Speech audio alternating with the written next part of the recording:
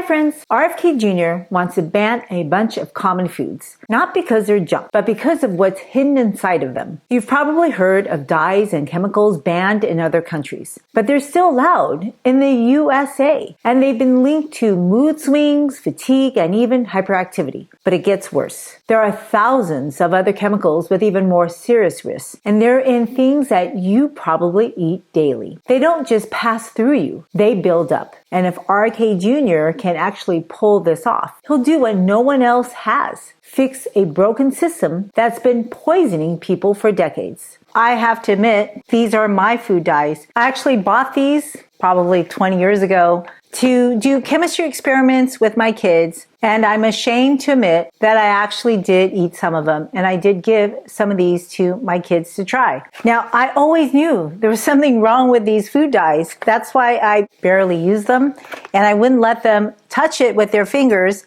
They always had to use toothpicks to play with their chemistry experiments. You know, I looked at the back of these ingredients. They're everything that RFK wants to ban, right? Yellow 6, blue number 1, FTC yellow number 5, red number 3. But their first ingredient is water, then corn syrup, glycerin, high fructose corn syrup, sugar, sorbitol, food starch. It's amazing that despite all these carbs, there's no expiration date on this packet whatsoever, because this isn't food. And these food dyes are in thousands of food. We're going to talk about the 10 worst foods, but in reality, there are more than 10 foods full of chemicals that are hidden in plain sight. These are highly engineered, ultra-processed foods that's probably in your pantry. And these foods will make people more irritable, tired, gain weight, raise your blood sugars, raise your blood lipids, and they're linked to a whole host of chronic diseases on this list. But it can't be every single processed food on the market, right? And that's right. So we're going to go over specific brands. It's about time that somebody in our government is going to clean up our food system. So let's hope it doesn't get corrupted by social media influencers and big food to skew his decision. And even though I'm thrilled that finally something is going to happen, no laws have been passed yet, but companies have taken it upon themselves to start changing policies and getting rid of artificial food dyes. Now, if something's going to happen and become law, it's probably going to take several months. He's allowing companies to phase these chemicals out. So hold this time. For decades, we've all been poisoned by food scientists working for big food, selling us a bunch of chemicals in the pretense that we're eating healthy stuff or that we're even eating food. So number one, he wants to ban food with chemicals that are in the gray zone of the GRAS list. GRAS stands for generally recognized as safe. And chemicals that are not considered safe are not on the GRAS list. Now, there are several problems with this list because it's full of thousands of chemicals that have not proven to be safe. They just haven't also proven to be harmful. I mean, seriously, chemists can combine 10,000 different chemicals, many of which have no beneficial biological purpose in our bodies, and yet they can put it in our food. So the bar is pretty low. You have to prove yourself to be unsafe to not make it on the GRAS list. However, there is this gray zone in which chemicals have fallen off the GRAS list, and yet they're not blacklisted. They are not recognized as safe lists. This is called the loophole. And when a chemical is in this gray zone, it can still be in your food supply until they are proven to be unsafe. So this is a logical logic, right? This is not even a debate about food. It's about eating chemicals that have no nutritional value whatsoever to remain on the market. The first one is brominated vegetable oil. This is really the evil of all seed oils. Brominated vegetable oil, or BVO, was actually removed from the GRAS list in the 1970s, but the FDA did not officially ban it from the U.S. food supply until July 2024. The kicker is companies can still sell products with BVO until August 2nd, 2025. Now, why does the FDA take 54 years to ban a substance that was determined not to be safe decades ago? That is just beyond my pay grade. Most of you have been exposed to brominated vegetable oils for decades before 2014. If you were drinking Gatorade, Mountain Dew, Powerade, Squirt, Sunkist, Pineapple, and Fanta. Now, two of the largest drink companies, Pepsi, Cola, and Coca-Cola, they agreed to remove BVO on their own in 2014. However, there are still lots of companies in the food engineering business that is putting BVO in your food. It can still be found in citrus-flavored drinks. That includes sodas, sports drinks, and energy drinks. BVO is there because it prevents citrus flavors from separating. If it's not there, then the citrus flavors, it's basically oil, would float to the top of the beverage. Now hold your favorite beverage to the light. BVO is cloudy. It's used as an emulsifier to make sure that you have that fruity flavor throughout your drink. Did you know that it was originally created as a flame retardant? Brominated flame retardants actually can collect in your body, including in your breast milk. So if you are using a polystyrene foam cushion or buying children's clothes, toys, or electronics, it's probably covered with brominated flame retardants. Hence, don't let your kids put stuff in their mouth randomly that's not food, even if they can't swallow it. BVO has been banned throughout Europe and in Japan, but it's still used in drinks in the USA for over 5 decades. Now, if you overdose on bromine, you would have skin lesions, memory loss, and nerve disorders. The thing about these toxic chemicals is that the FDA looks at these chemicals in an isolated individual product. But when you have exposure to the same chemicals over and over in all different kinds of products, from the stuff we eat to the stuff we use, we're getting small aliquots throughout the day, multiple bursts of doses from what we wear, what we sit, what we eat, that will build up in our bodies. Now, the reason that the FDA finally decided to remove BVO is because it was linked to thyroid disturbances in rat studies. Now, skeptics would say we aren't rats, and studies in rats may not apply to people. And of course, in these studies, they are using super high doses, which people may not necessarily get. So where are you going to get the volunteers to take higher and higher doses of brominated chemicals over years and decades, and then to measure a negative outcome? You want to do it? I'm not going to do it. We can't even ethically make non-smokers smoke cigarettes to definitively prove that smoking is really bad for you. This is the illogical logic of our system. Brominated vegetable oils have also been linked to several health hazards, including the potential harm to your liver and your heart. So personally, the FDA, I think, should stick to medications to make medications safe. We need another agency dedicated to food safety because they're distracted by big pharma medications, right? Food is not like medicines. Only a small subset of people use medicines, but everybody eats food. The impact is so much greater. And the most vulnerable are the really, really young. We need to use food to stay healthy. And all of us need to be proactive to remove these ingredients that are questionable, that have no purpose in our bodies. They should not be in our food supply. So many states actually got fed up with the FDA and they banned BVO on their own. So California banned BVO, potassium bromate, propylparaben due to links of cancer, endocrine, and reproductive issues, as well as heart and liver problems. I have to say it's really quite archaic how an ingredient is allowed in our food system. Basically, you have to prove that it's harmful to get it removed. And we are surrounded by so many harmful things. How can we tell one from another? So in essence, we are all human experiments. And you can choose to remove yourself from this experiment by getting rid of ultra-processed, convenient, good-looking foods. But if you want to eat processed foods, you should learn to read the ingredient list and start with your bread, which is number 2. Did you know that potassium bromate is used as a food additive? It's primarily used in bread making. Now, have you noticed that breads are getting softer and fluffier? I mean, these days, you barely have to chew it. You can almost inhale the bread and it'll just melt in your mouth and then go down your esophagus. So are you eating bread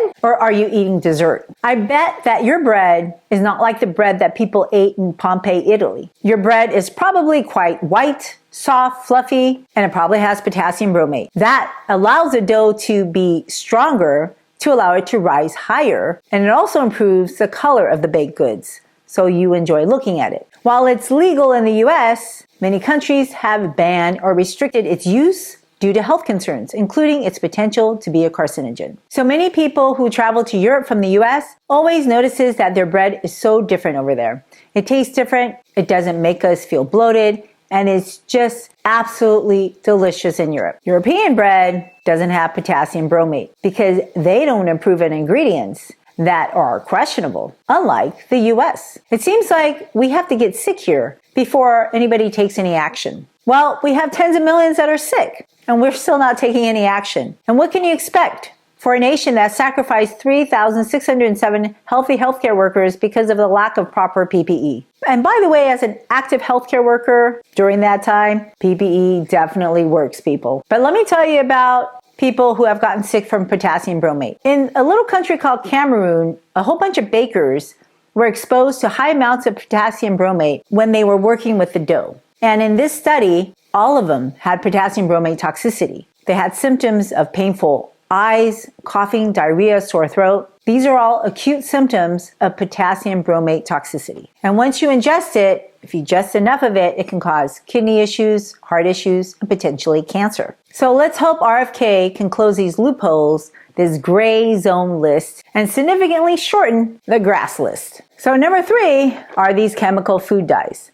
Now, of course, there's not an infinite amount of processed foods, but 15,000 new processed foods are engineered every year and sold to you in your markets. How many have you tried at Costco? Have you noticed that most of these foods are marketed for children? So what do you need to attract a child? Bright, vibrant colors. I call them devil's food. They are really beautiful looking, but sinfully bad, wickedly tempting for everyone, including those in the business of health. Have you noticed what your doctors are eating? We are all people susceptible to convenient, highly engineered, beautiful looking foods, just like everybody else. And during my college years, I loved going to those candy stores in the mall where you can get the green apple flavored candy balls and those chocolate covered gummies. As a medical student, I would go in the candy shop and buy a bunch of different flavored gummies. And when I grew up, I would take my kids to the Asian grocery stores to buy a bunch of different flavors of their mochis because I enjoyed them. And I used my kids as an excuse to buy them. Do you see the trend? Kids grow up to continue to eat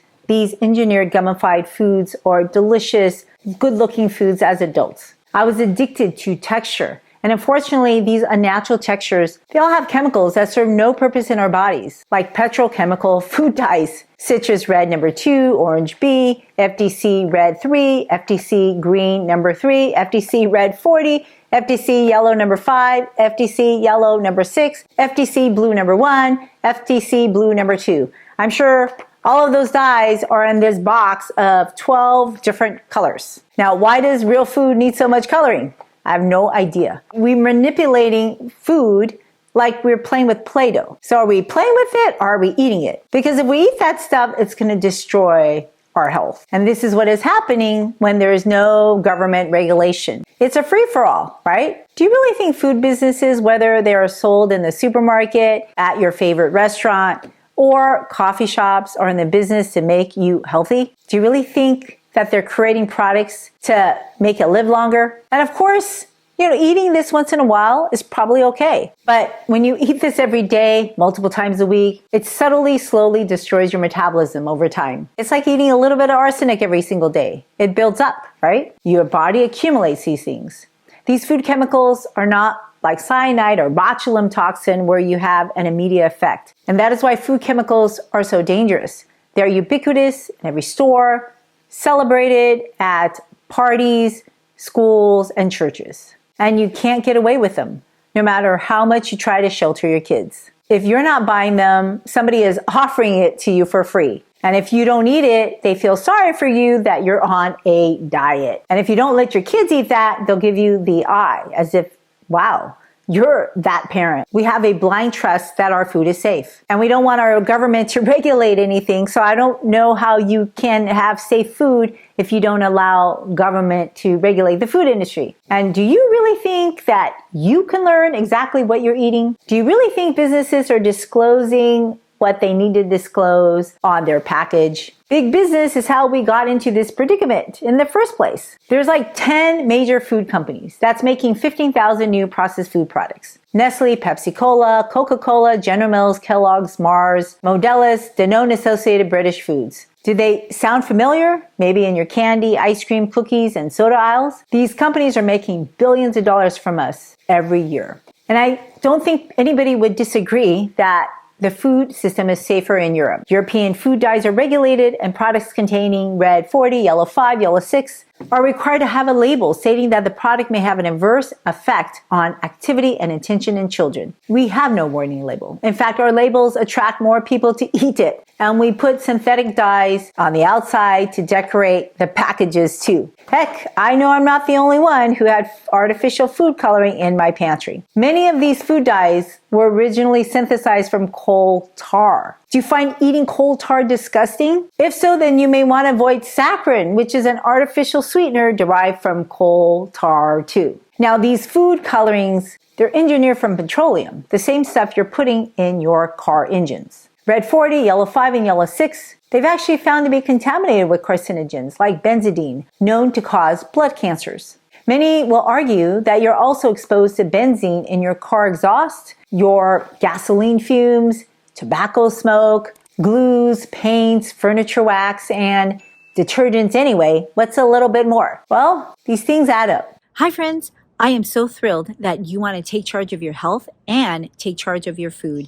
Now, I know nutrition can be complex, but it doesn't have to be. And I'm here to support you in this lifelong journey. So if you point your camera app to this QR code, it'll take you to a link for a free handout that I created just for you.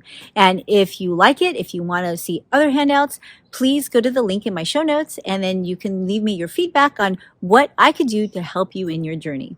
Okay, back to the video now. Have you ever felt dizzy, drowsy, or get a massive headache after smelling some new paint or some solvent? You may have inhaled a toxic dose of benzene. Actually, your indoor air has higher levels of benzene than your outdoor air. So this doesn't mean it's okay to eat more of that stuff. We should all be minimizing these toxins like benzene that we are collecting from our food and from our environment. And we also need to ventilate our home. So, of course, it's important to avoid artificial food colors. But like I said, you're exposed to so many of these things, from inhaling car exhaust to collecting benzene in your home air. And this is a challenge when living in a big city. You know, I walk outside and I have to hold my breath when I walk next to a car. And if there's too many cars, you can't hold your breath that long. I oftentimes gauge where the wind is blowing, and I stand opposite of that to get gas when I'm at a gas station. I don't want to inhale the fumes. And definitely I stay away from smoke of any sort. I have a friend who loves to repaint her home. And that's not something that I would want to do. I'd rather stare at finger-stained walls than inhale carcinogens like benzene from the paint fumes. Now, these food dye bans, they're going to take several months, but you should get them out of your home today. And look for these bright colored cereals like Fruity Pebbles and Twix cereal. Read the ingredient. If they haven't changed it, then you probably shouldn't eat it. And even if they did change it, you probably shouldn't eat it either. It's ultra-processed food. And you may not see these food dyes listed as Red 40 because manufacturers know consumers are pretty smart now and they won't buy something with those labels. So now they're using listing numbers like E129, E110, E133. Well, E129 is a lower red or FD&C red number 40. It's commonly in Jell-O, Cheetos, bakery items. E100 is also known as Sunset Yellow FD&C 6. They're found in Captain Crunch cereals, Hamburger Helper, cheeseburger macaroni, salad dressings like Kraft Green Goddess salad dressing,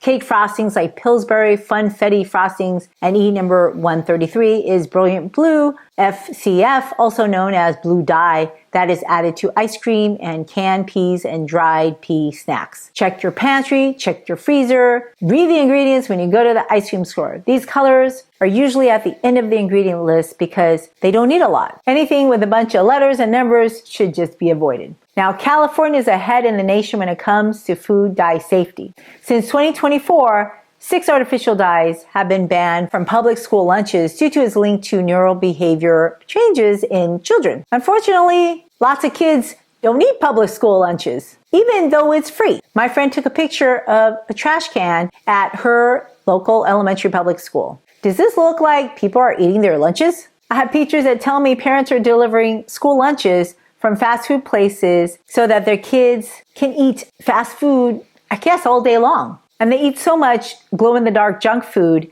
that their fingers are turning this orange color when they eat those Cheetos and Takis. Hence, I'm thrilled that RFK Jr. wants to do something about our food system because the FDA works slower than a sloth. The behavior link has been brought to the attention of the FDA since 2011, but they concluded that most people could still eat it. Yeah, I don't get it either. Food dyes aren't just in food. It's also in your favorite over-the-counter medicines, children's gummy vitamins, and prescription medicines. And like I said, my children get exposed to people who eat all this junk food. Do you understand how hard it is as a parent to convince your child not to eat that food when they see their friends eating it? So what happens to children when they eat this stuff? What neurobehavior changes happens? Well, how about inattentiveness, hyperactivity, and restlessness? And I don't think that this is just in Korean children. I was talking to an engineering professor at an elite engineering school on the East Coast, and he says he has to dumb down his test in order for his students to pass.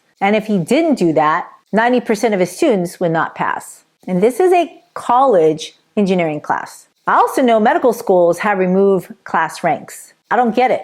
It's like we're just, as a society, just kind of going down. Now, the most common foods that are eaten with these food dyes are juice drinks, fruit flavored drinks, especially those drink powders like your electrolyte drink, soft drinks, ice cream cones, breakfast cereals, and icings. And children and adults are both consuming so many of these engineered food products that people are exposing themselves to levels that probably exceed the US FDA limits. The next one is soda. Do you think taxpayer money should buy people soft drinks? I don't think anybody disagrees that soda is not a health food. People don't drink soda to get healthier. They drink soda because they like the taste of soda. And you could use your kids as an excuse to buy soda, but really you're rewarding yourself. Now currently, the government assistance programs called Supplemental Nutrition Assistance Program, or SNAP, allows people to buy soda. I don't think soda is a supplemental nutrition. These empty calories contribute to obesity and heart disease, dental caries,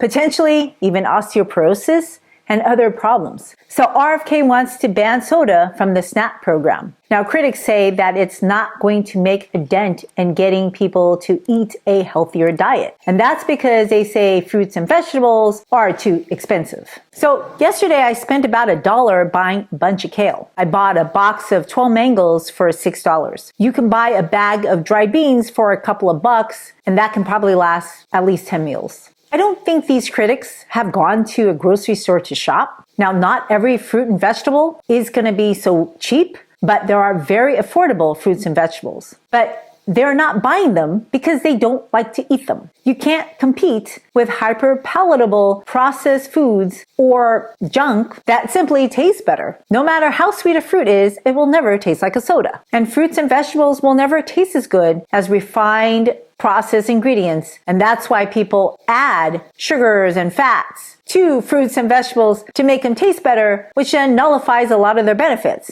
So eating an apple pie does not add to your health. So I personally believe that we all should reduce our soda consumption, and taxpayers shouldn't have to pay for them. And the first step into getting people to eat better is to get rid of the junk. Now, I live in a household where I supply an ample amount of free fruits and vegetables. Literally, my refrigerator is stuffed with greens, so much so that my husband complains I buy too many vegetables. So currently, I have kale, parsley, basil, 5 mints, 2 lettuces, broccoli, cauliflower, red cabbage, bell pepper, Swiss chard, arugula, asparagus, artichoke, soybean sprouts, pea sprouts. I have beets, I have daikon, and there's probably other things that, I forgot to mention. Nobody touches them unless I do something. And I have to almost make them eat it. I also have fresh strawberries, grapes, melons, oranges, tangerines, tomatoes, pineapples, mangoes, dragon fruit, watermelons, lychee. I have berries, blueberries, apples, bananas in my freezer, in the refrigerator, outside. It's literally free, but they don't choose to eat them. I eat probably 95% of the fruits and vegetables that I buy. I have to literally almost force my kids to eat them. And when they go to school, they get their junk food fix. They don't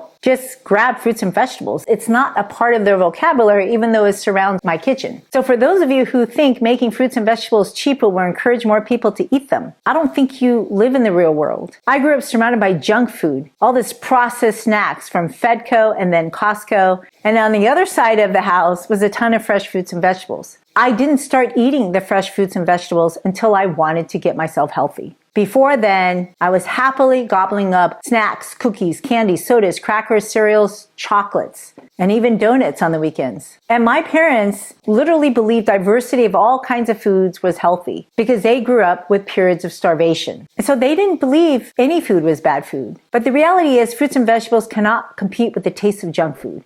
And as long as there is a junk food palate, people will always gravitate for junk food. I know because I grew up like that, and those are the foods that I gravitated to. And it took me several years, I would say decades as an adult, to give all of them up. Everything that I was used to eating as a child. Once I earned money, I started buying stuff I used to eat as a child. And I see it in my own family. So I literally give them free fruits and vegetables. They won't even wash it themselves. They're not going to cut it themselves. So no, you're not going to get people to eat more fruits and vegetables by making it cheaper. You have to make junk food more expensive. Many fruits and vegetables are already pretty cheap compared to junk food. And of course, certain fruits are maybe more expensive, like berries. And I agree, they should be cheaper for everybody because a lot of people enjoy eating them and they are super healthy. And instead of subsidizing corn farmers, how about subsidizing berry farmers? So we can bring down the prices of berries. I have berries in my freezer and refrigerator almost every day, but I still have to serve them to my family. And they are free for them to get at any time. And really, do you think making kale cheaper is going to get more people to eat kale? It's already pretty cheap. So for those people analyzing food policy, I'm not sure you shop or try to feed a family. When I go to parties or Bible study gatherings, I always bring fruits and vegetables. 9 out of 10 people don't eat what I bring. They always gravitate towards processed food, loaded with sugar, salt, and fat. Maybe they'll eat 1 or 2 bites of my fresh fruits, and that's it. So again, I don't think making fruits and vegetables cheaper is going to solve our junk food crisis. We're taking our eye off the ball. We have to force the food industry to change their recipes so they don't have us all addicted with these palates craving for their food. Once you love eating salt, fat, and sugar, no fruit or vegetable can ever meet those expectations. And I do agree, government assistance programs need to get people to eat healthier. We need to eliminate all junk from the SNAP programs, and soda should be one of many. A senior vice president at the American Beverage claims that this makes them a second-class citizen. No, this makes them a healthier citizen, and they will have the freedom of health longer. I don't know how these people can have a conscience to sell people food that will kill their metabolism. Food is meant to nourish us, to keep our bodies running, not to make us addicts and keep our mouths eating. But what do you expect? These food companies were once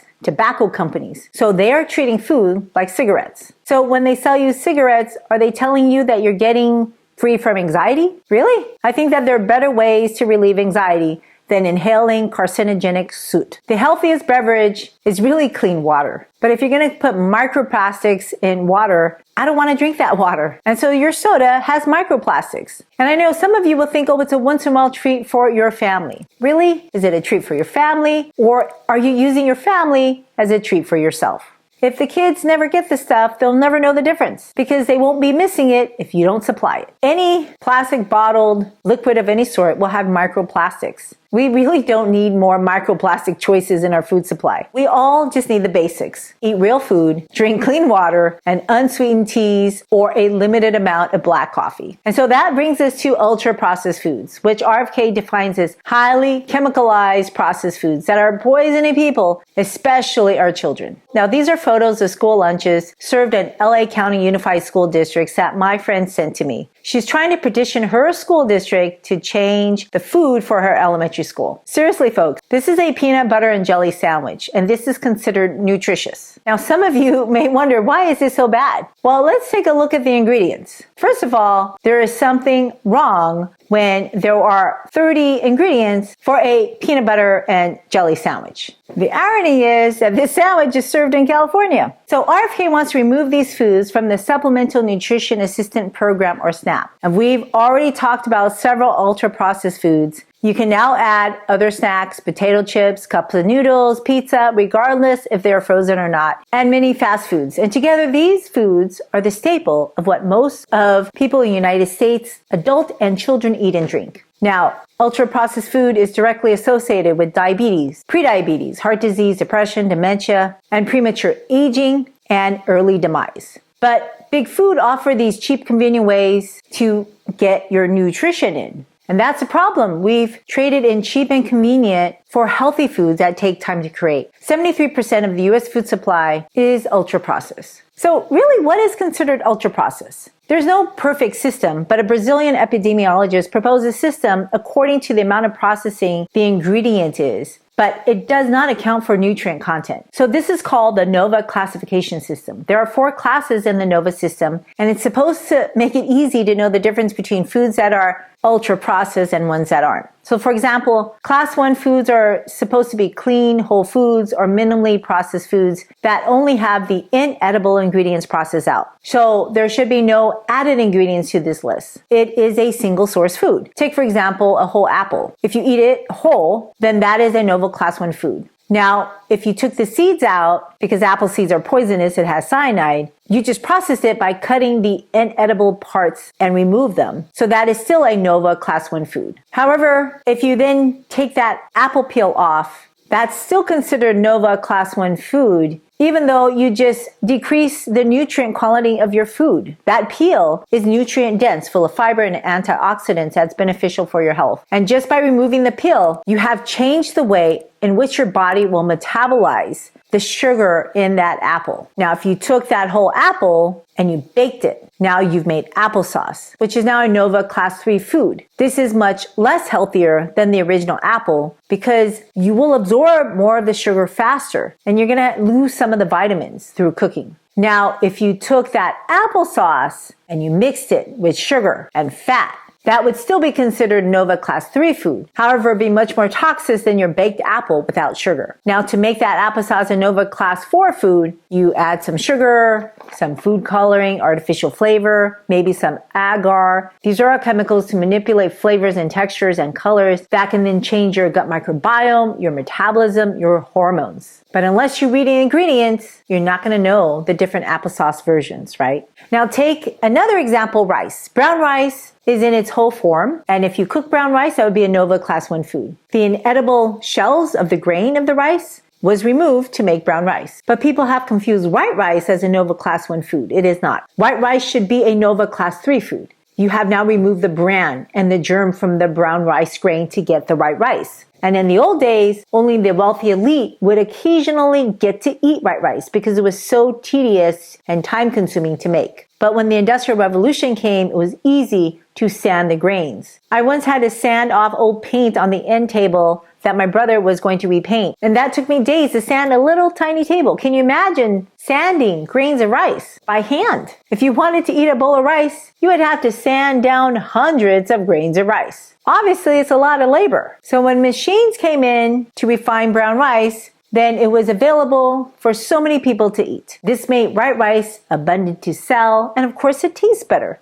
So people started to eat that. The other benefit is that white rice had a longer shelf life. So voila, you got the birth of white rice and ultra-processed food that people have confused as a NOVA class 1 food. And then they mill it and they add ingredients to make rice crackers, rice bread. So that white rice is a NOVA class 3 food, which has negligible fiber and vitamins and protein. And then you become a NOVA class 4 food when you start adding other ingredients in it. And people forgot that literally people were not surviving when they ate predominantly white rice. So governments, like us in the US, we started fortifying white rice with some vitamins. But that still doesn't make a white rice grain a whole food. So basically the US government, and actually many other governments around the world, took a highly ultra-processed, metabolically unhealthy grain component and they made it slightly healthier by adding some vitamins in it. You would do better just taking a supplement. To me, this sounds like wet processed cereal to me. And generations of people have confused and assumed that there is no way white rice is unhealthy. And that's because they forgot the history of nutrition, or maybe they never learned it. White rice took down the mighty Japanese Navy. And today, people assume so many wrong ideas about whether a food is healthy or not simply because they taste good. Somehow they know sugar as candy is bad and can cause dental cavities, but they still eat it. But white rice that raises your blood sugar higher than sugar and candy is supposed to be okay. Do you know how difficult it is for me to convince my fellow Asians that white rice is bad? Even my own family refuses to believe me, and they still enjoy white rice. So even if you don't count for its sugar, rice has 10 times more arsenic than any other grain. Hence, I try to encourage everybody to eat other grains. Now, mochi is made from white rice, and that's a class 4 highly processed gummified rice product. And I know it's a traditional food. It tastes yummy, but it's not good for you. Now, so many people have never tried other grains cooked in water, but there's so many more nutritious grains to choose from. If you want to learn more about that, watch the next video.